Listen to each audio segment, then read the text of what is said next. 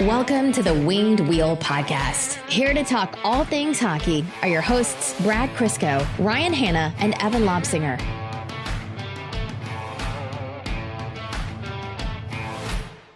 When was the last time that we were trying to game plan a schedule around what we think Steve Yzerman might do? Was it DeBrincat? I don't think we've ever been so foolish to attempt it.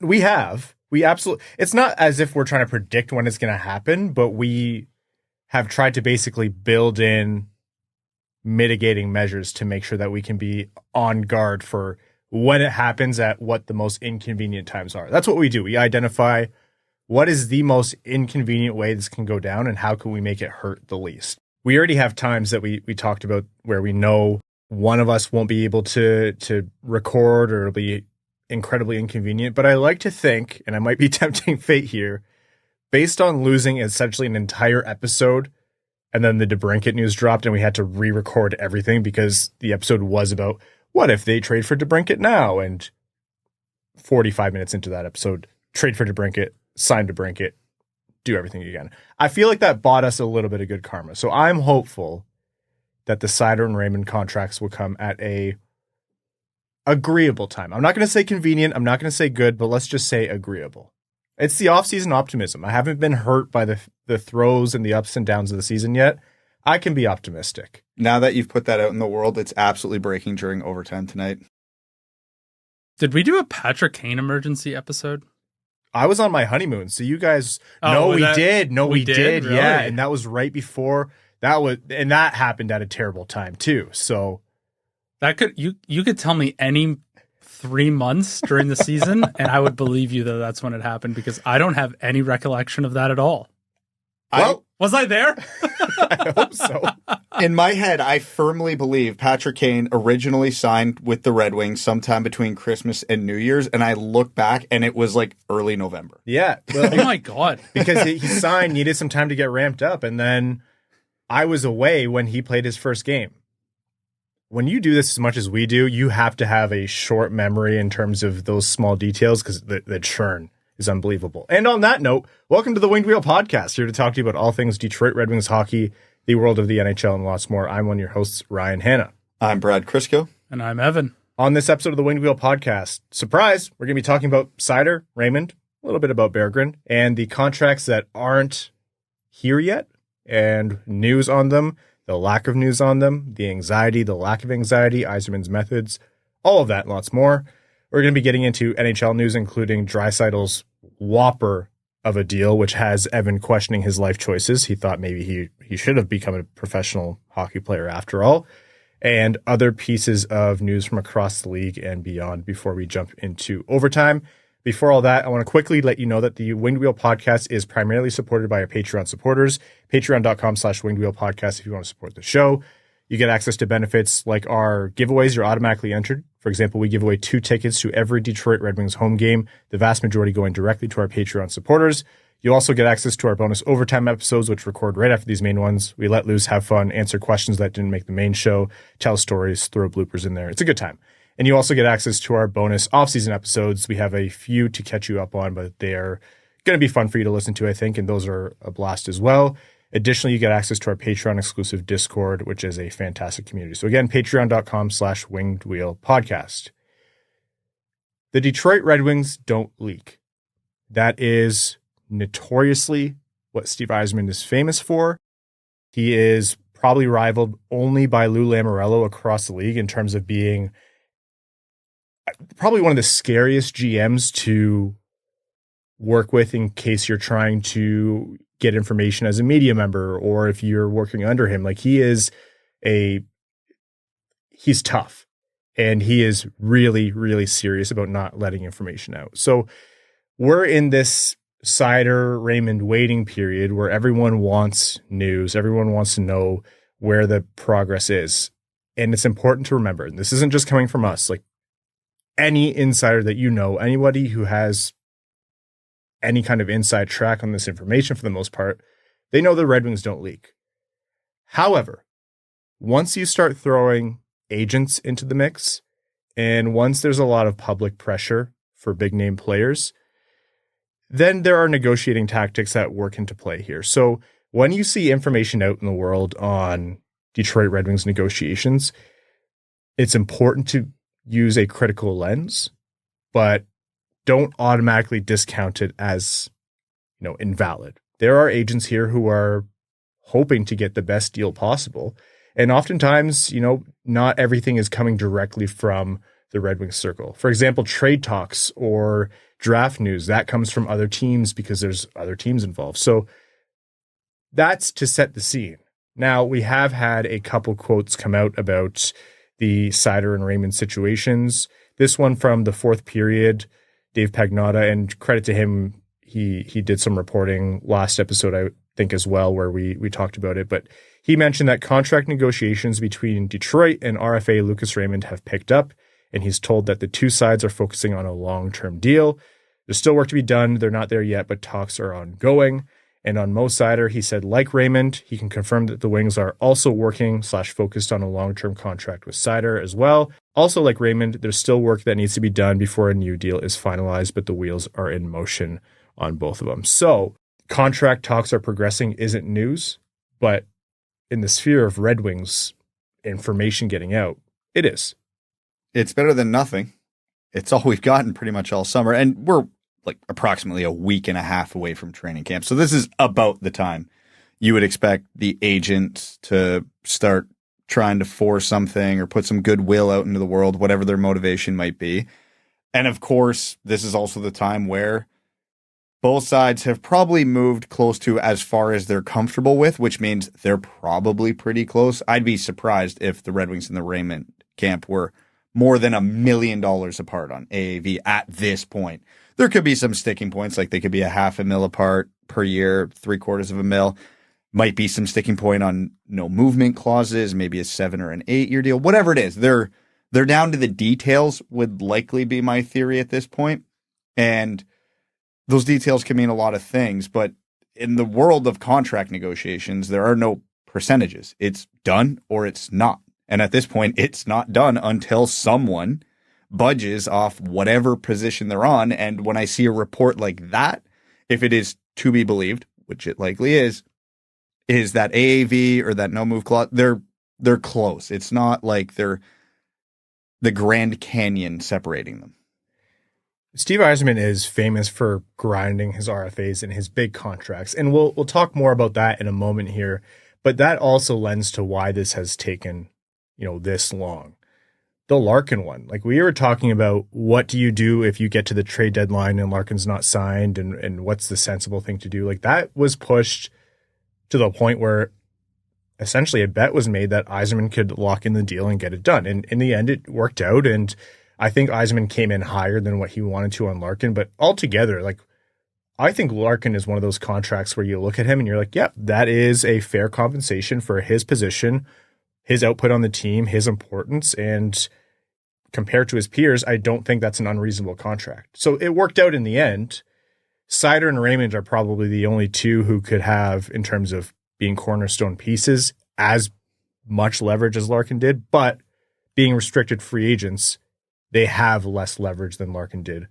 And GMs aren't nice guys in terms of contract negotiations. Whatever bit of leverage that you can use, you're going to use.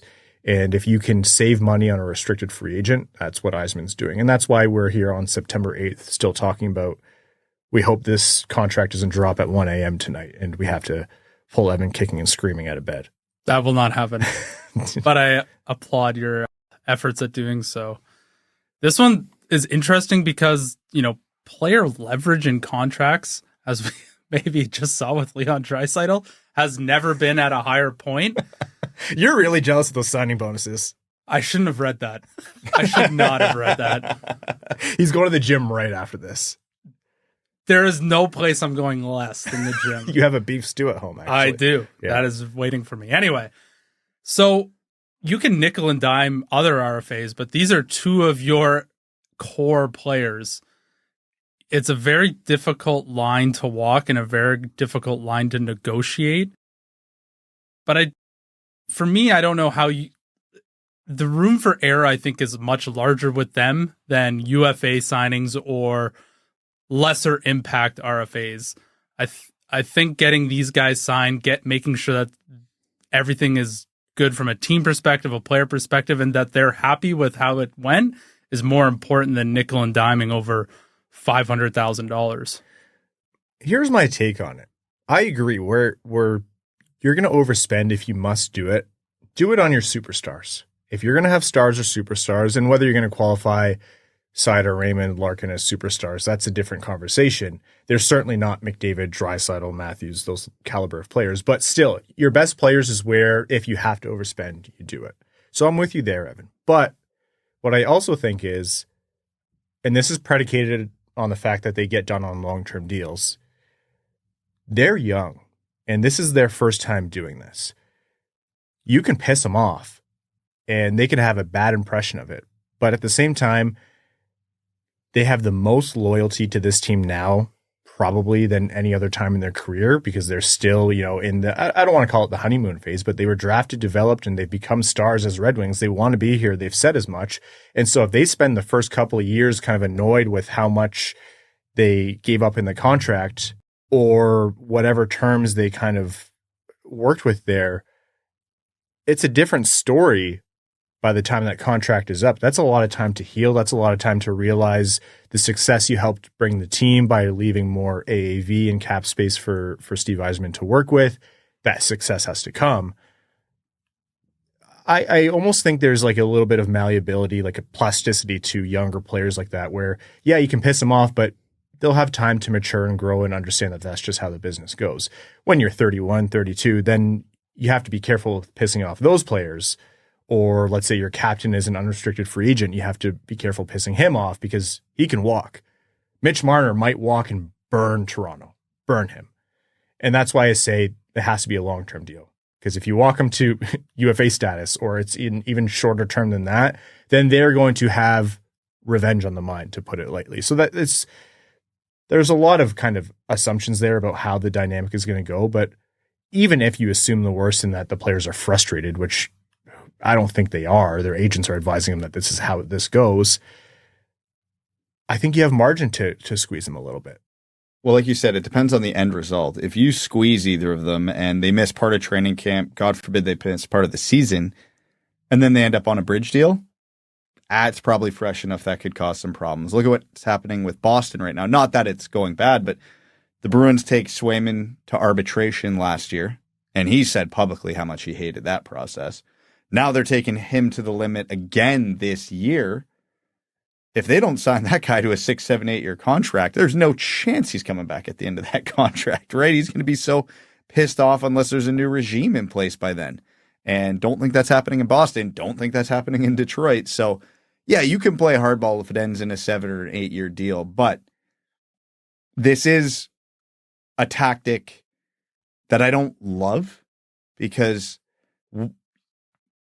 you can argue about analytics and models till we're blue in the face. But when you go into the public sphere and look at the models that examine value relative to contract and this best contract value and where are the inefficiencies, in the NHL right now, the superstars aren't getting paid. Those are all the best value contracts.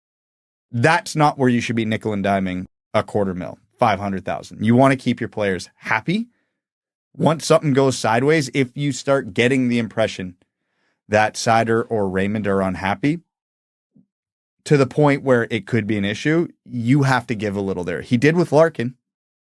UFA status, I know it's different, but these are not going to be the guys on the team that are going to be overpaid relative to their production. That's just the market inefficiency right now. It always comes back to this. That's why paying Schrott and Kopp and Comfer and all these guys what you did burns in situations like this. So I knew we were going to get to that point. And I don't think you're necessarily wrong, Brad, but 8 years is different than the term those guys have left. And so are they overpaid? To varying degrees, yes. And some of them are just outright bad contracts. Like if you look at Hall, for example. But with the Red Wings cap situation right now, they can pay Seider and Raymond what their worth is or what they're going to end up having to pay them, no matter what. I think they have that margin in there. And even if they need to free up a mil or two, it's not going to be hard to do on this roster. There's enough play. However, the 8 year deals is where you have to be most efficient. And so I agree with the sentiment that you both have raised, Brad and Evan, that you want to keep these guys happy. But I still am thinking, like, yeah, is September 8th a little dicey? Are Red Wings fans anxious? Am I wondering, are they going to miss any of training camp? Of course, I'd be lying if I said I wasn't, but it's still just September 8th. It's not October 8th. If this means that they get Seider and Raymond on very fair deals for 8 years like Larkin has, which will only age better as the cap goes up, then I'm fine with this method. It's painful. It's certainly drawn out, but this is just kind of his MO. I'm going to talk about a quote from an article, credit to Ice Hockey Gifts for translating. It was in Swedish, but agent Peter Werner on Raymond's mindset said, Lucas has been calm and collected. He's a professional and knows what's going on. He could closely follow Dylan Larkin's drawn out negotiations a year ago, so he knows it can take time. These guys aren't surprised, and you can also apply that to Seider as well. They know how this is going to go, and they're not going to be offended or upset or, barring not knowing something going on behind the scenes. Like, to me, this is business as usual, even if this isn't usually how it goes across the league.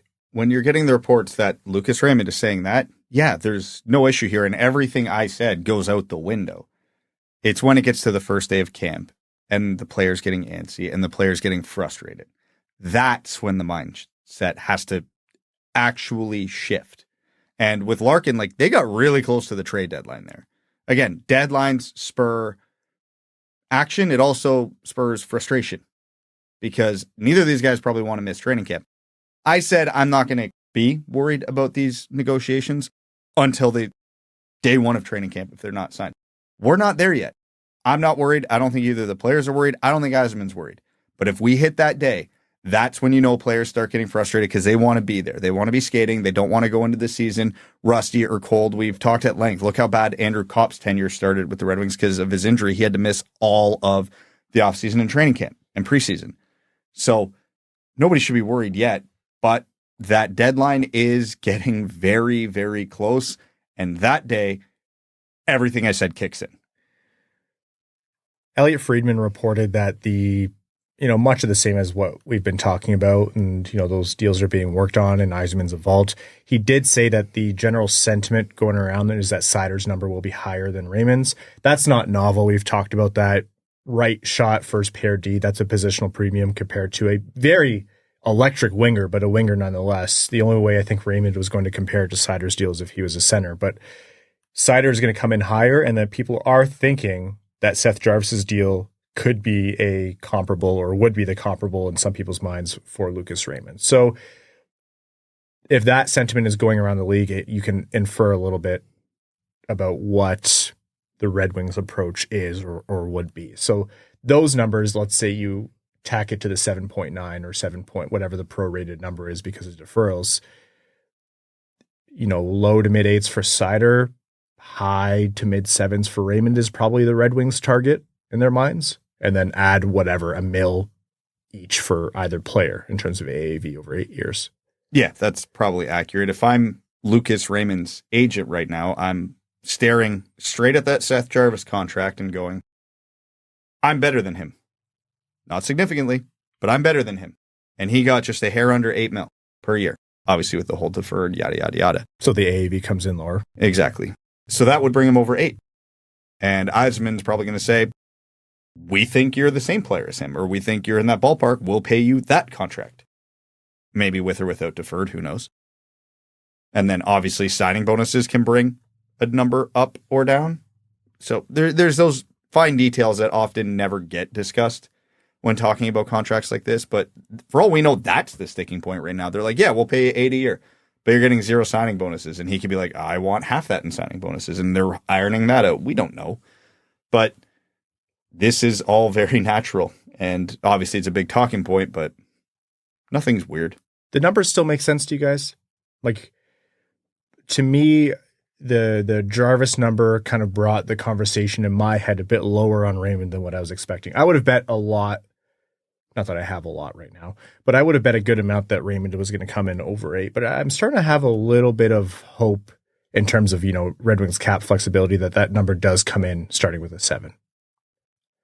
I'm going to be less optimistic about that happening because of how close Jarvis was to 8. I don't think Yzerman has a leg to stand on to say you're worse than him. Never know, players could take a hometown discount. And like I said, maybe a no trade clause towards the end, or really good signing bonus structure could bring the AAV down. I don't know. But I don't think Raymond's taking an AAV lower than what Jarvis got without the deferred. And the whole deferral thing and the future value of money in that calculation. So even after. Nobody wants to do that. Well, there's actually a lot of conversation. Fried reported that kind of was spurred because Vegas wanted to do that with Marchessault, but they want to kick the money down far down the road. And, teams trying to take advantage of players saying, hey, I want to retire in a no-tax state. I'm in a high-tax state right now. So they're like, all right, you take this deferred money and you get paid when you're living in, Texas or Florida, and then it's better for the more I thought about it, the more I'm like, yeah, this is much less likely to happen. It's just not. I'd be surprised kind of philosophically if the players were okay with taking money later rather than money now, and also just financially. Like, you have to have a really robust financial plan and financial management, and some guys are smart with that, and some guys are young, rich athletes who want the money now. Yeah, who like young, rich athlete stuff, which costs a lot of money. Final sentiments on Seider, Raymond, the numbers, where we're at this juncture, and the potential anxiety from the fan base before we jump into Berggren. Since this will be our last time we talk about this for a little bit, and a large majority of the window until training camp starts. That's you're tempting fate. We are tempting fate. It could be tomorrow at this rate. Every day I get a little bit more worried that it's not done. I'm not pressing the panic button yet. But like you guys said, there's still lots of time. A deadline drives action. I'm confident it will be done before training camp. Do not clip me for that. Clip them. But I can understand why people are asking, okay, where is this? Yeah. So I don't know. I'm not worried yet, but we're getting there. Deadlines spur action. We record once a week during the off season, and we've been talking about it plenty. Imagine we were doing 2 a week. That doesn't make the deadlines come any quicker. Training camp is probably going to be the first squeeze.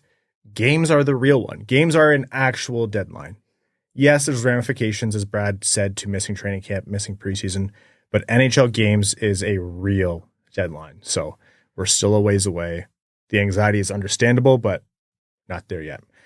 Berggren, Fried reported, and this is just, you look at the matrix logic puzzle of who has to go where. Berggren's deal isn't done because they have to see what the construct of Seider and Raymond's contracts are. The Red Wings have X amount of dollars left. Berggren can fit in there likely. If they have to move some things around, to free up a mil or two, they can do that pretty easily. Berggren's deal is probably done in principle for like 4 or 5 different iterations of how these two big contracts can be combined. But you just don't do that one until you know Seider and Raymond are going to come. Unless you get to those deadlines and you're going to be up against them, and then you're like, well, we need Berggren now. Let's just give him what we think will fit in here, and we'll figure it out as we go. That's exactly it. It sounds too rudimentary and simple to say, but he's going to get what's left, right? He's not a priority. He didn't play on the team last year, and it's not that they don't believe in him or think he's going to be a good player, but they have 3 contracts outstanding, a finite amount of cap space that, when you do the projections, almost adds up perfectly to what these 3 guys are roughly going to get. And yeah, they want to get that extra $250,000, $500,000, whatever's left between Seider and Raymond figured out, because that's probably Berggren's money.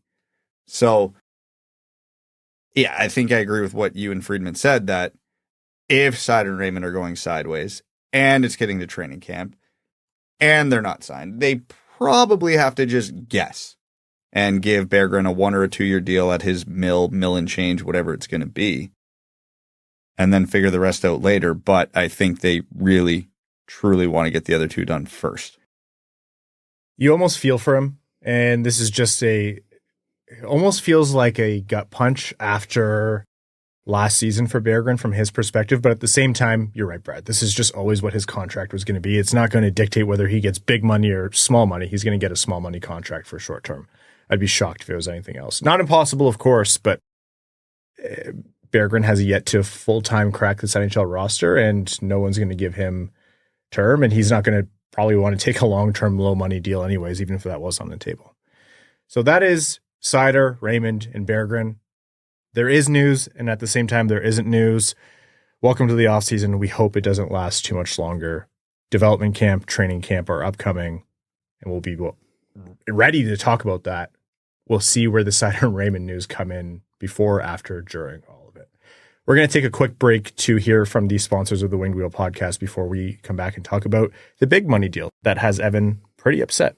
With summer in the rearview mirror and the hockey season coming at us fast, now's the perfect time to save time and money when it comes to your dinner routine.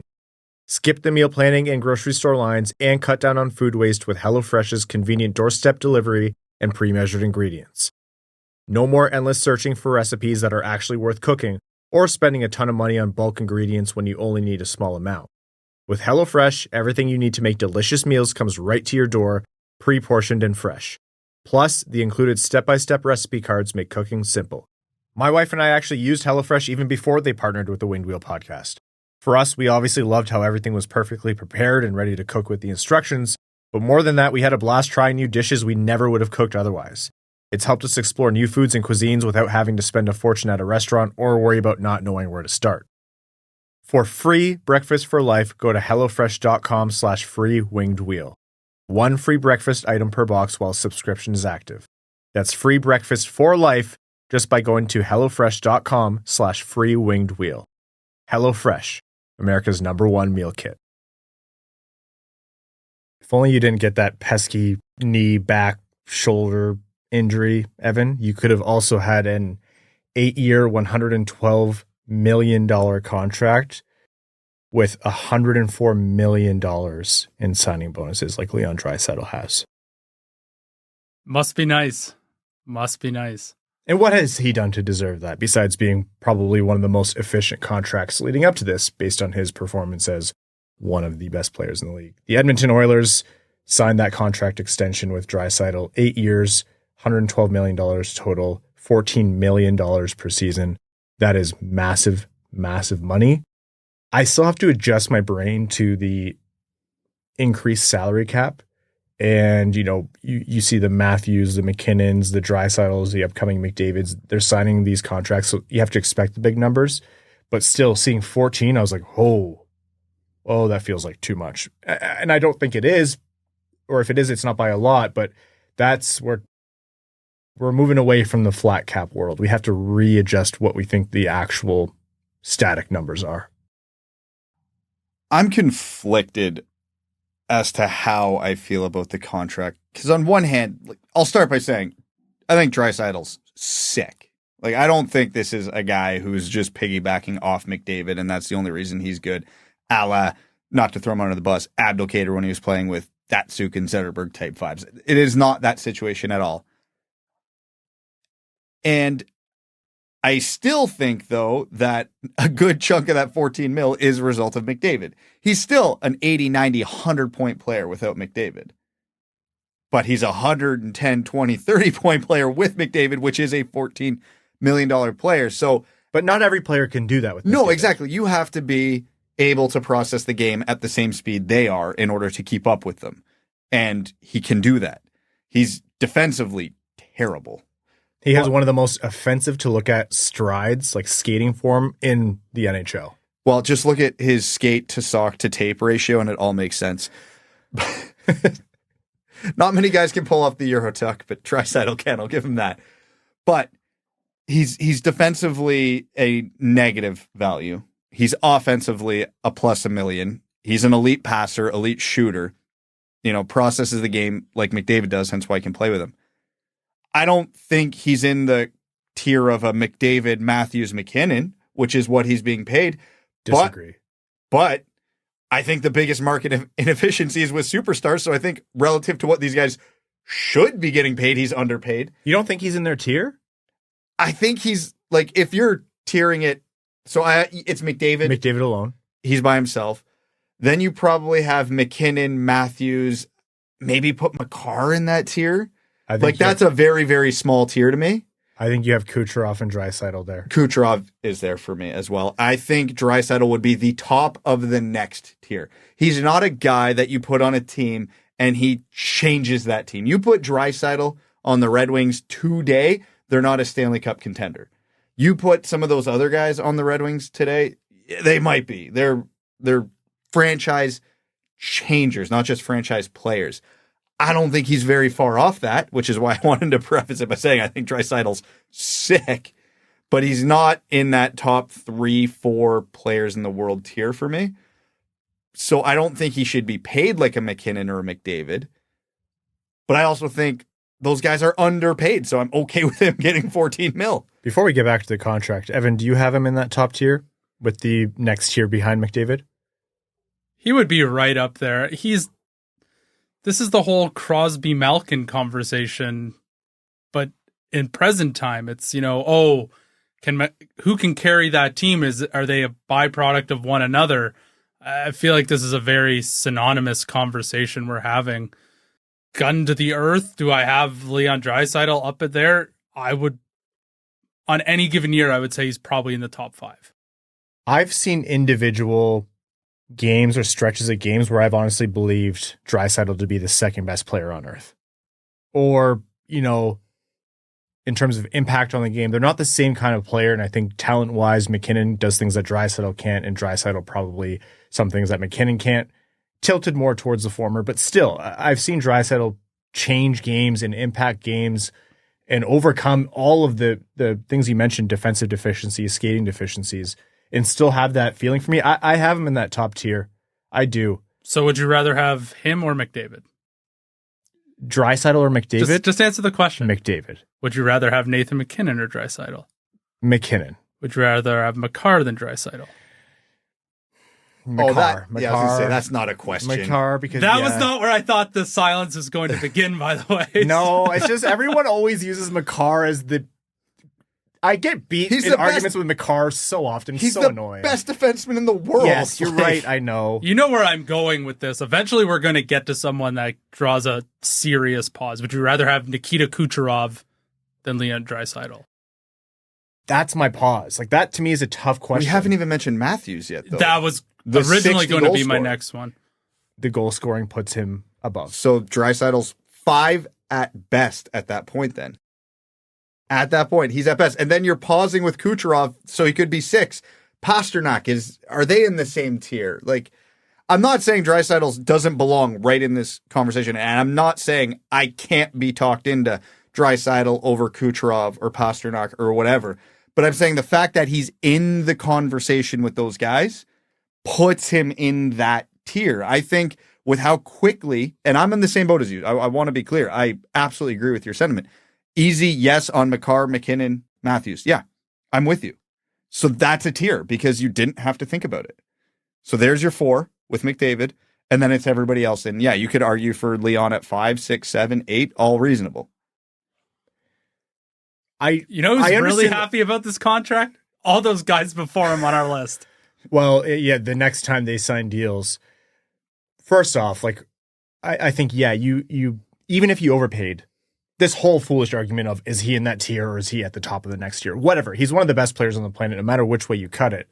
Are you overpaying him? Are you giving him some back pay because he was grossly outperforming what was still a high number before that?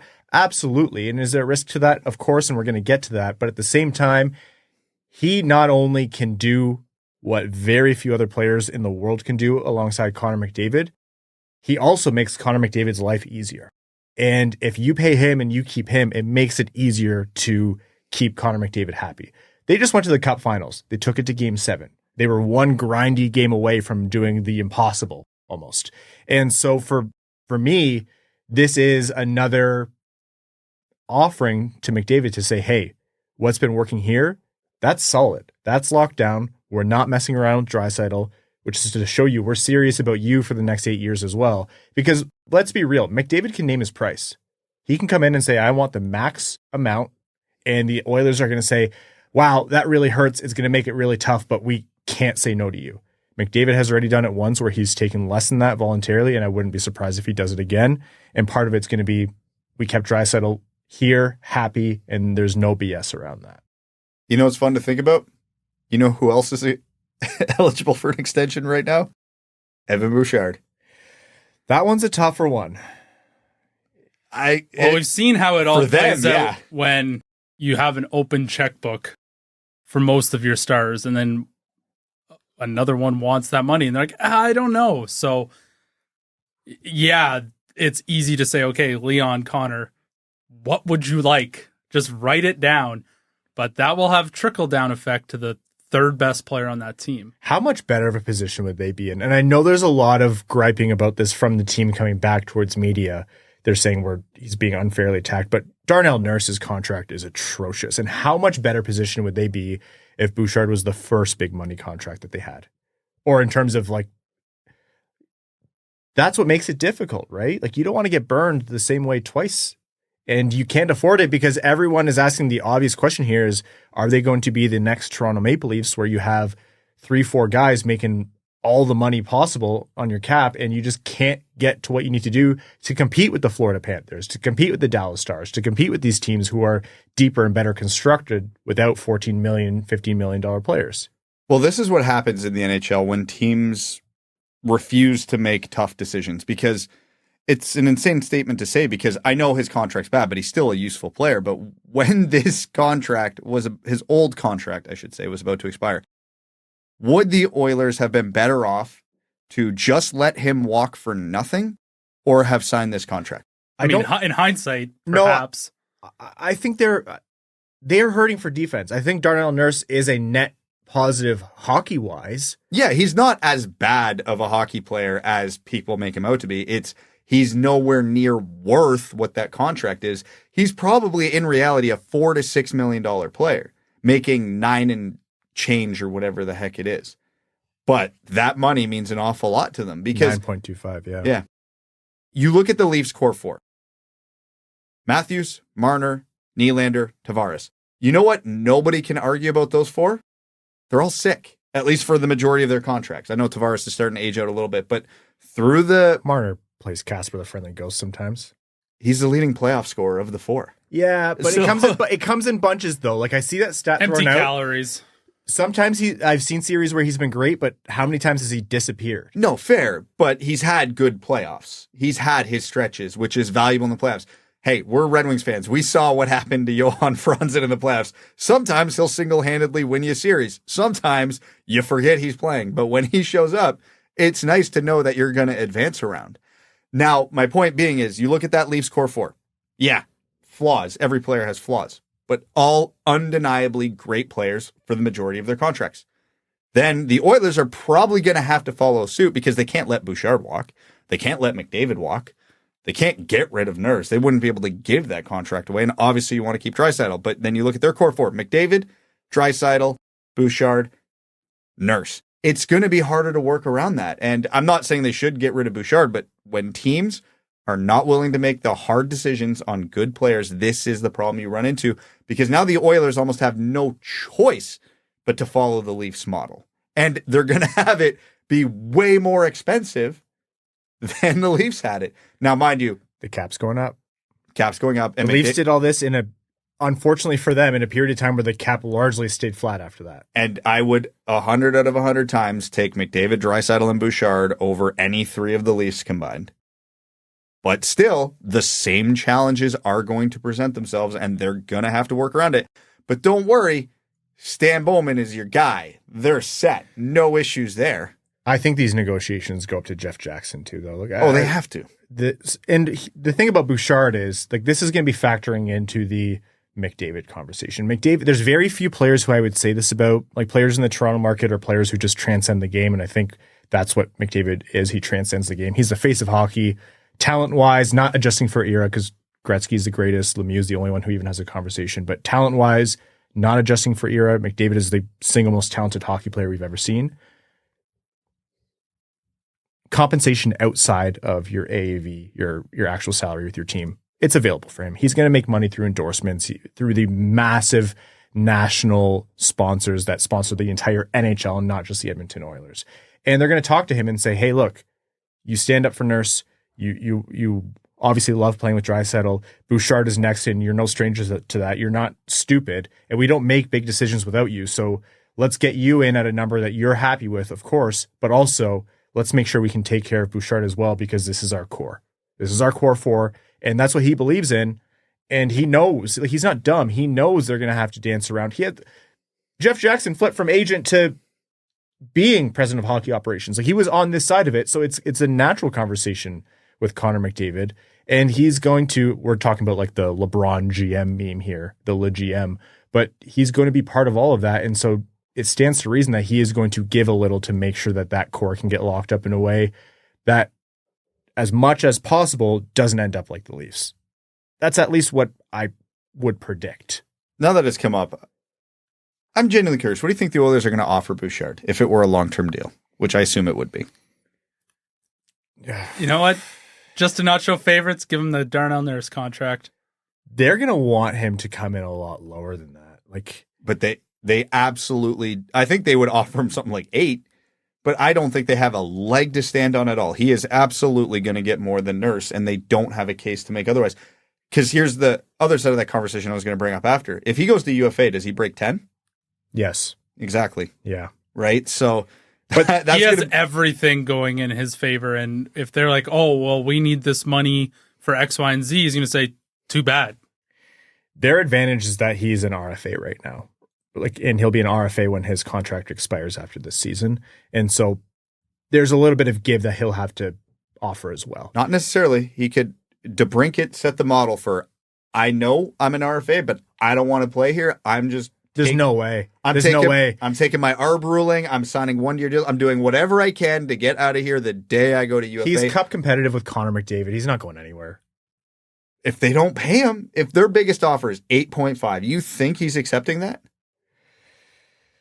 Like, how much would you tie his contract to what Seider gets? They'll be comparable. Like, they could not be more different players. They both fill about the same kind of role, right? Like, they're number one defenseman on the team that doesn't have a number 1B or a number 2 guy who's right there. But like in terms of performance, money wise, they do. Yeah. Yes. But they're both number 1 right-handed D. He doubled his point. Like, what he does this season is actually going to dictate a lot. If he puts up another 80-point season, then this conversation skews way more to what Brad just said. With a snow plow in the front because it snows in Edmonton 11 months of the year. And remind me, are Nugent Hopkins, Draisaitl, and McDavid still there this year? Yes. Interesting. Yeah. But then you get back to, he does that because he's with those players, right? And so there's a little bit of acknowledgement, and they can say to Evan Bouchard, hey, you can go to the market and take this money, but you want to compete for cups? Well, good thing we have precedence with this. One current Oilers superstar who had the benefit of playing with these players just signed for something that is absolutely not a hometown discount. Go on for the listeners. Draisaitl. Yeah. He didn't take a hometown discount. Bouchard sure as hell isn't going to. Is that back pay, Draisaitl's deal? Probably a little bit. It's a little bit like Tavares, what he took in free agency. I know he could have taken more than what he did with the Leafs, but Tavares was criminally underpaid. The PA practically had to beg Nathan MacKinnon to not take another discount because his first deal was just stupid. Yeah, but he wasn't great when he signed that contract. I think people forget that with a lot of these guys. When MacKinnon signed that, whatever $5-6 million contract, he was coming off 2 or 3 pretty underwhelming years to start his career. And I don't mean he was bad those years. Obviously, he won a Calder, but he wasn't a generational player. He wasn't close to what Nathan MacKinnon is now. So he wanted the security. He made his bed. He had to lay in it. And, every other player's in the same boat.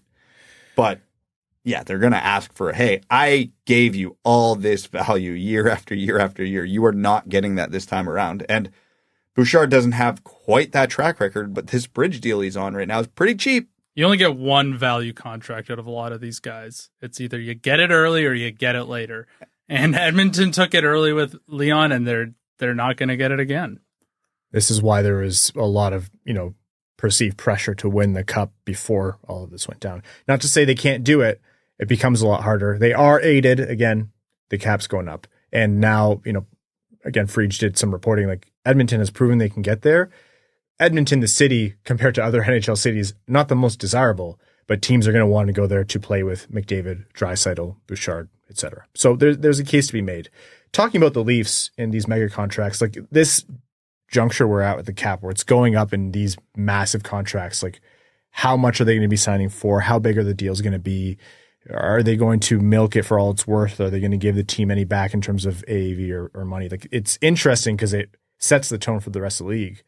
In a different way, you're seeing the end of one era with Mitch Marner. What's he going to do with the Leafs this year? Is he going to walk them right to unrestricted free agency and they're going to lose him for nothing? God, I hope so. It's objectively the funniest outcome. And a lot can change in terms of a relationship. And I mean, if you asked the Leafs and Mitch Marner, what's the best outcome? The Leafs would say we keep Mitch Marner long-term, and Mitch Marner would say I stay in Toronto long-term. But both of them have different visions of what that costs, right?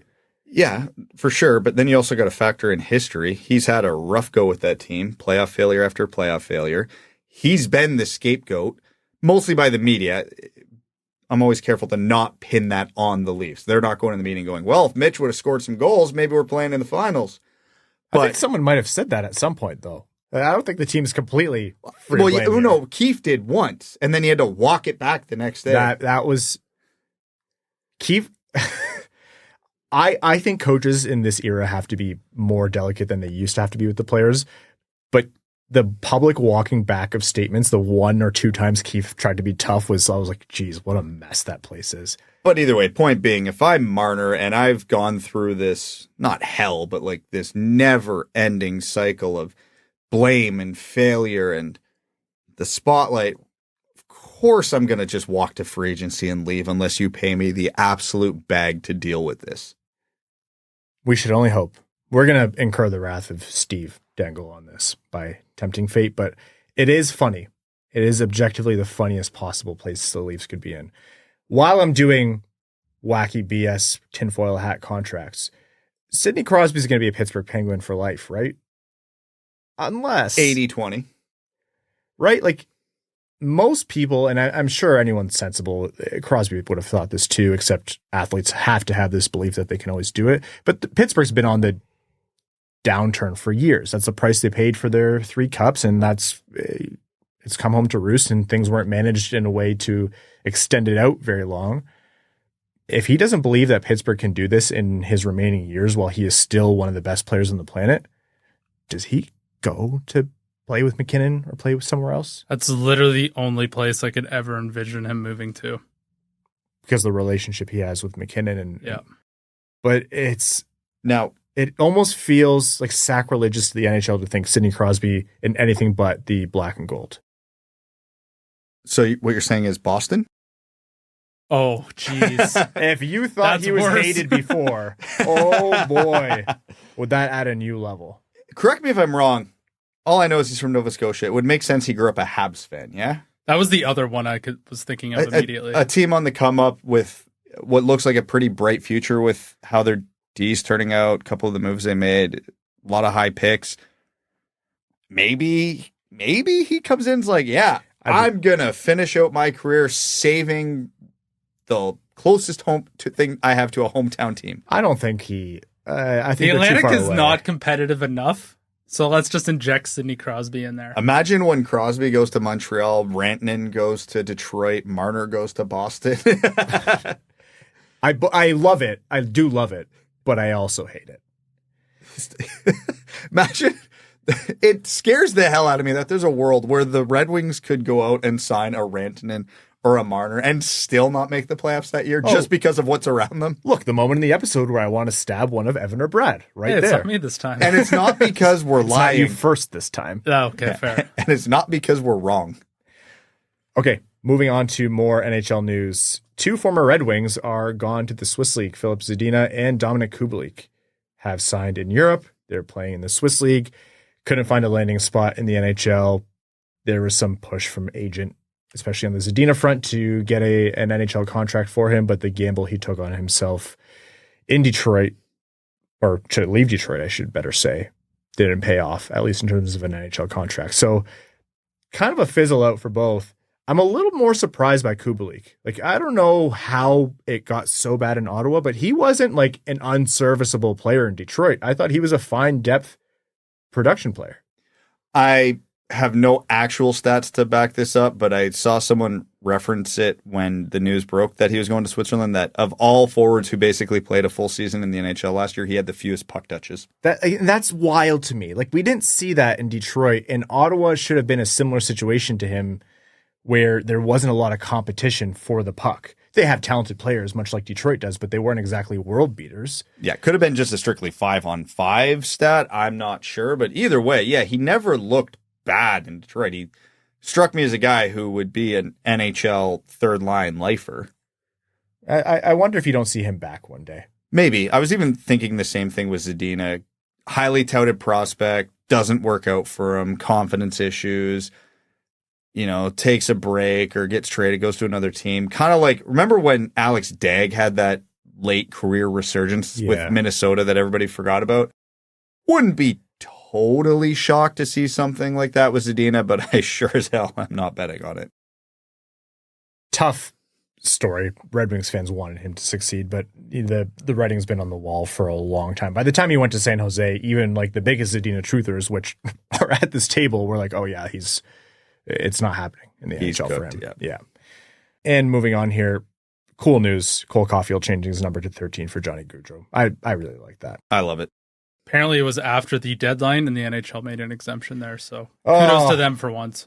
The NHL did something right. That was very cool of them. Yeah. And I just want to acknowledge, I don't know if we've talked about it a lot, the Ducks uniforms. Look, I still maintain bring back the purple or the eggplant, but the mix of the old Mighty Ducks logo and just like their own personality, which is just orange, like in your face orange, they look clean.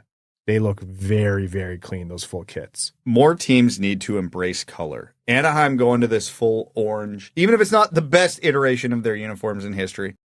I love it. Lean into it. Huge fan of it.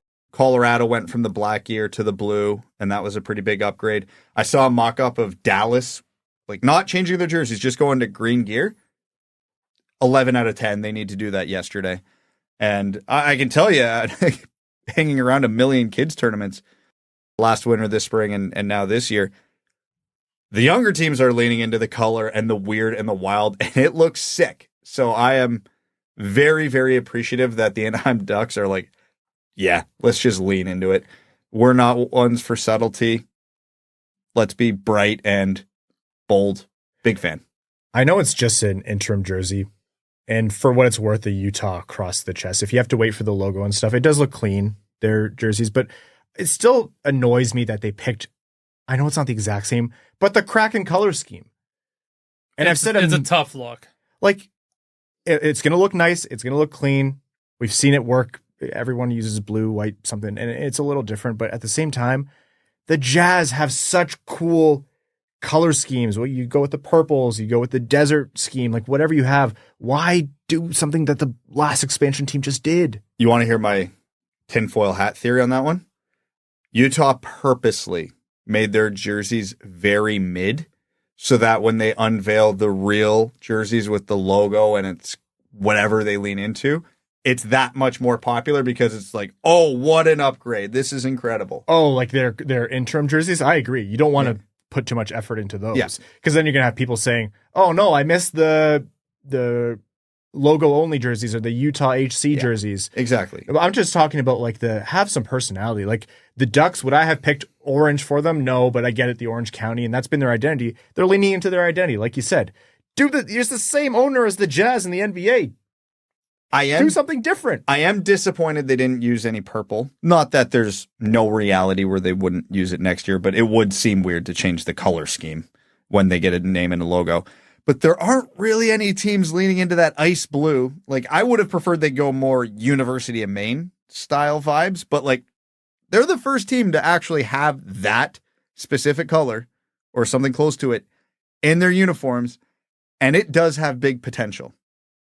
So I'm not going to hate it fully until I see it next year, which, depending how it goes, and the PWHL should give us a pretty good indication of what reaction on this type of setup could be, because they're in the stage of teasing names right now and all that fun stuff. So thank goodness they're going away from at least some of the previously trademarked names. Those are awful. Oh, it's such a relief. And the way they're doing the teasers like a game of Clue, I love it. Like, it's fun. You can see the fans just going nuts with their, what does this mean? And what does this mean? And like some fans seem like they actually have it debunked and then people are getting reaction.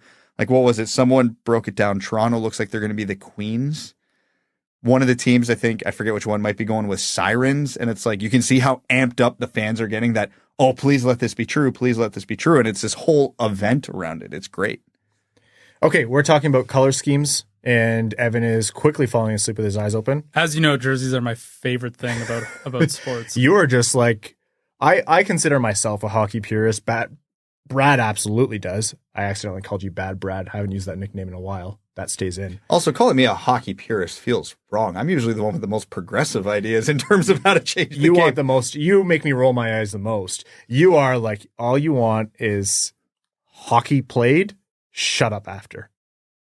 Yeah, pretty much. You put them in pennies if you could. I do enjoy that everyone has strong opinions for jerseys, and I'm sure teams do too because it leads to more sales. But man, it just does nothing for me. But the thing is, where I've really grown into my appreciation for good, not just jerseys, uniforms, is the more I watch hockey. And I remember I had this thought when it was the Leafs Wings, the game where Larkin scored the OT winner towards the end of the season. I was just watching that going, the color offset in this game is perfect. Yeah. Oh, look at all that blue. Look at all that red. It's great. I have the same feeling when the Red Wings play the Rangers. It's like this beautiful offset, and you get the red and blue of Montreal against the blue of Toronto or whatever. It's when you get good color schemes going up against each other, it's phenomenal. Now, I can't wait to see. Imagine a world where the Dallas Stars go to their green gear and they're playing Anaheim and they're all orange. How sick would that look? It is a good point. The one thing I'll add to this before we move to overtime is someone once said, you guys spend so much time in this. You know the players don't care, right? And that's where I push back. The players care a lot. Oh, yeah. The Look good, feel good. That's it's a exactly real thing. what it is. Tage Thompson, for example, like I think Buffalo has fantastic uniforms right now. Tage Thompson wants to go away from them because they love the black, white, and red classic angry goat head. They love that. And Buffalo's nailing it because they're just saying, all right, we'll do both. Yeah. Like, you guys like both? Can't make up your mind? We'll do both. These are, remember, that these boys, it's exact. They want to look good. They want to feel good. They want to look like buttes out there. Like the most cringy hockey talk. Like that's actually what they are. That's real. Yeah. Oh, it's very real. Anyhow, let's jump into overtime in this episode of the Winged Wheel Podcast. Overtime is brought to you by our Patreon supporters. Again, patreon.com/Winged Wheel Podcast. The ticket giveaways, the bonus episodes, the Discord. You allow us to do things like produce other great content, like Expected by Whom, hosted by Prashanth Iyer and Sean Shapiro. It allows us to support the Jamie Daniels Foundation through initiatives like Winged Wheel Podcast Nights in partnership with the Detroit Red Wings and the Grand Rapids Griffins. wingedwheelpodcast.com/Red Wings to get your Winged Wheel Podcast Night at the LCA tickets. I think there are some remaining, very few, and we can't add any more. You also allow us to continue to make this show bigger and better. We have some very fun stuff in the pipeline, so stay tuned. So again, patreon.com/Winged Wheel Podcast if you want to join the Dub Dub Club. First question here. Wizard of Osgood says, a middle-of-the-pack quarterback in the NFL just signed for $60 million per year. How many years from now until an NHL player hits that mark? 50 years? 100 years? 200 years? Yeah, Dak Prescott, the most important position in the league, casually got $60 million a year. And we're talking about Leon Draisaitl making bench NBA player money. I can't see a world where an NHL player ever makes $60 million a year. It's not going to happen in our lifetime. I'll say that. Although it might towards the end.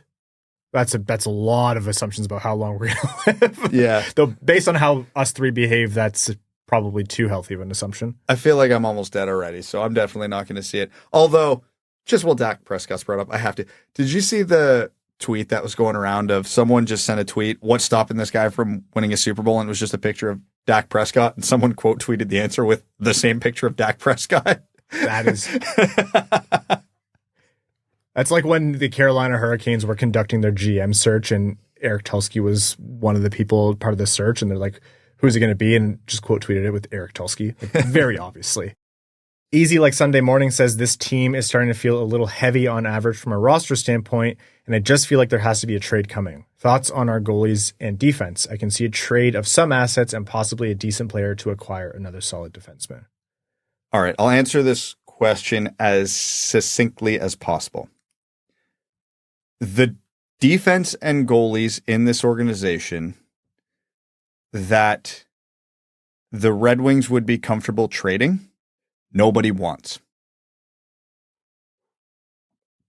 There's the best case scenario, I think Sherratt would have some value out there, but there would have to be a lot of cap space involved from the other team, and you're not getting much of a return, or there's some retention involved, and that's a whole different story. But like, yeah, I think there's, if nothing changes in terms of a player just outright not making the team or injuries, then yeah, I think something probably has to come. But I think the Red Wings strategy right now is let's wait to see what happens in camp and in preseason. It just has to be what they do. Jeremy Dahl says, I think we're going to have a pretty good season. Let's try to be positive, even though this rebuild has been anything but. What are some of the best case scenarios for this year? I'm looking forward to seeing Kane and DeBrincat after a year in our system and a full training camp. Seeing what they can do, the infusion of some young players will help too, I'm sure. One best case scenario I have is that the goalies turn out league average at worst, the combination of them. That was going to be my point. More or less, the season last year replicates, except the Red Wings get a save when they need it. Yeah. Because how many points does that add in the standings? Not that many. 4. But they missed the playoffs on a tiebreaker. Yeah. I think, let's say the bar moves up and it's not such an anomalous year where you have like 7 teams all desperately trying to not make the playoffs, like Philly losing their way out of a guaranteed spot and Washington just falling into one. That point total goes up. If the Red Wings get some saves on like 4 different games, then they move up with that point total. It's possible. I think it's possible for sure. Best case scenario as well, Seider, Raymond, Larkin, DeBrincat all take a step forward to varying degrees. You can only expect so much from Larkin and DeBrincat. Like Larkin just play 82 games. Yeah. Yes. Yeah. The one best case scenario that I think, if we're looking big picture, that I think really, really almost needs to happen this year, and we've beat it to death. One of Danielson, Kasper, Mazur steps into this lineup and is good, legitimately good. You're looking at going, oh yeah, this is a solution to something. Yeah, that's actually a great point. You walk away with a vision of what the prospect future is going to be. Yeah, Danielson hypothetically makes the team, and then at the end of the year, we're sitting here looking, he had 38 points in 70 games as a rookie. Oh, that's our number 2 center of the future for sure, right? I'd take that one over anything else. Yeah, 100%. Eric Gilo says, not including our own pending RFAs, which of the other team's unsigned RFAs would you most want for this upcoming season and why? Well, we just got done talking about Bouchard, and I'd love to add another talented right shot D. Are we talking RFA next summer or this summer? Whatever you want. Oh, man, because Swayman would be tempting, but I feel like long-term that's not one of the Red Wings' biggest needs between Kosa and Augustine. I'd rather take that gamble somewhere else. And yeah, I think I'm with you on Bouchard. The Red Wings could really, really use that elite power play quarterback. There's a misconception that because they have Seider and because Sandin Pelka is in the pipeline that you don't want to add talented right shot D, and I just couldn't disagree more. Like, Detroit has been missing at so many positions. Like, they have just been deficient at so many important positions for so long that the moment they have something that's satisfactory, I've seen this kind of misnomer from Red Wings fans or misunderstanding of, yeah, now you can just sit still and you don't need to add. You want an abundance of options. It's not the best example because they didn't do anything with it, but think about when Nashville had all those defensemen. They could make moves for players because they had all those defensemen, and after they dealt away whoever, they still were unreal defensively. Like, having a embarrassment of riches is not a bad thing, especially at important positions in the NHL. Okay, let's wrap up this episode of the Winged Wheel podcast. Our plan, and I say plan very tentatively, is on the 16th is going to be our next episode back. That is going to be our first episode with Max Bultman and his recurring spot in the show where it's not just a guest spot. He's going to be on the full episode. But if anything changes with the Seider and or Raymond contracts, we will be with you one way or another some combination, or all of us. TBD, we live at the whims and the intent of Steve Yzerman and how he runs the Detroit Red Wings. Thank you all so much for tuning in to the Winged Wheel podcast. If you're a new listener, welcome to the show. The offseason is almost over. If you're a listener of old, thanks for tuning in during the offseason. It's almost over. To the sponsors of the Winged Wheel podcast, we can't thank you enough. And to our Patreon supporters, we could not do this without you. If you want to support us on Patreon, patreon.com/wingedwheelpodcast. And if you want to support the show, but Patreon's not for you, leave us a rating wherever you get your show, Spotify, Apple Podcasts. It does make a big difference. Leave the thumbs up on YouTube and subscribe wherever you get your podcasts. Tell a friend about the show. All of it really, really helps. To our name level supporters on Patreon, we could not do this without you. Arjun Shankar, Yves Bartels on behalf of the Sarah Grand Foundation, Aikfer, Samuel Soderholm, Icon, Alexander Hansen, Victor Zetterberg, Ghost of OSBP, Glenn Brabham, Croner's Left Knee, Ashley Whitehead, Sea Lion, Matthew M. Rice, Admiral Matt S. of the Cheesebag Navy, Carl Brutanen-Nanalewski, Carl Provy, Citizen High Five, Clip Clop Nene, Connor Scovey, Craig Kibble, Denny's Gamer Girl, Derek Enstam, Cider, Dickens, formerly Marlon Winchester, DJ Denton, Elizabeth Rose Alvarez, Eric Hill, God Creatives, Give Blood Fight Probert, Goose Looney's Drinking Club, Hockeytown Love, Hockeytown Matt, Hassam Al-Qassam, Jay Gollum, Jacob Turner, Jacques Strap, great name, Jeff Pridemore, Jonathan Miller, Kalen Wood, Marcus, Marty, Matt Keeler, Matt McKay, Michael Edlund, R.A., Raul Pudd, Riley Enright, Ryan Britt, Scott Martin, Skeletor, That's What I Appreciates About You, The New Jackson Five Holes, Wellman's Elite Dancing D, Iserplan Stan, General Andy Bohan of the Cheesebag Army, Sam Bankson, A.A. Ron, A.B., Adam Rose, All Motor No Hands, Ann Stanislavski, Axel Sandy Pelika, Bellingham Acid Balls, Chimkim Nutgits, Chuck Buff Chest, the Tarpless Goon, Commander Ben Barron of the Cheesebag Space Force, Connor Leighton, Corey Prida, Darren Fick, Datsukes Dangleberries, Eric Nance, Frank Stanley, Gene Sullivan, Goon in the Room, Griffey Boy, Ian, James Pridemore, Jeremiah Dobo, Jim, J.M. Rhapsody, Joey Jojo Shabadoo, John Evans Derogatory, John Engels, Josh Yelton, Keenan O'Donohue, Brad is Wrong and Plays Like Sprong, Kevin McCracken, Quaz, Les Grossman's Ungodly Firestorm, Linda Hull, Ophelia, Steven, The Hodag, The Hat 123, Trent Thorough, Wings fan in Chi-Town, Wings fan in St. Louis, Scott, and your second favorite patron. Thank you all so very much. We'll talk to you sometime. Thanks for tuning in to the Winged Wheel Podcast. Be sure to check out wingedwheelpodcast.com, where you can subscribe to the show on iTunes, Spotify, or wherever you get your podcasts. You'll also find links to other ways to support the show, such as Patreon, official podcast apparel, and more. And don't forget to follow the show on Twitter at Winged Wheel Pod. And of course, the hosts at Brad Crisco, at Ryan Hanna WWP, and at Hockeytown Evan.